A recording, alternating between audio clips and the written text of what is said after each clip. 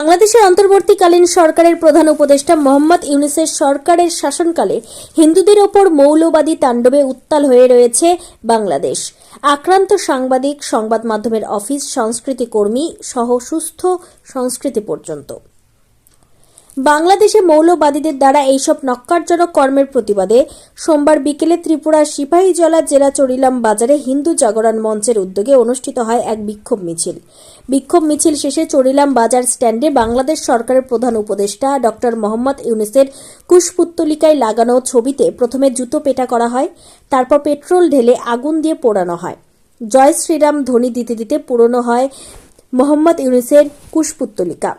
বাংলাদেশে হিন্দুদের ওপর অমানসিক নির্যাতনের প্রতিবাদে এবং দীপুচন্দ্র দাসকে পিটিয়ে হত্যা করে গাছের সাথে ঝুলিয়ে আগুন দিয়ে পুড়িয়ে দেওয়ার প্রতিবাদে বাংলাদেশ সরকারের প্রধান উপদেষ্টা ডক্টর মোহাম্মদ ইউনূসের কুশপুত্তলিকা দাহ করা হয় বলে সংবাদ মাধ্যমকে জানান হিন্দু জাগরণ মঞ্চের চরিলামের নেতৃত্ব গোপাল কর্মকার।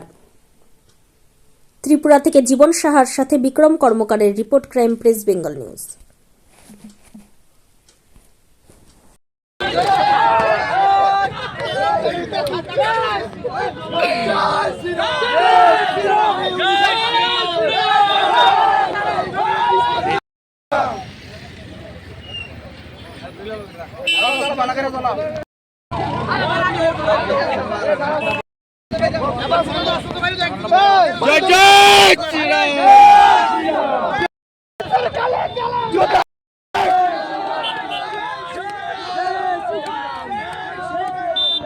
আপনাদের আজকে চরিলাম বিধানসভা কেন্দ্র বাংলাদেশ হিন্দুদের উপর নির্মম অত্যাচারের প্রতিবাদে হিন্দু সরকার হিন্দুদের উপর যে অত্যাচারের লাগামহীন দুর্নীতি অত্যাচার তার প্রতিবাদে আজ চরিলামের এক বিক্ষোভ মিছিল প্রদর্শন করা হয় হিন্দু জাগরণ মঞ্চের পক্ষ থেকে।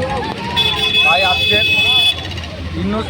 বাংলাদেশ সরকার যে হিন্দু সরকার তার কুশপুত্তকে পুরানো হয় এবং তাকে জুতো পেটা করা হয়, তার গলায় জুতার মালা দিয়ে সারা চরিলাম ঘোরানো হয়। ভারত মাতা কি জয়।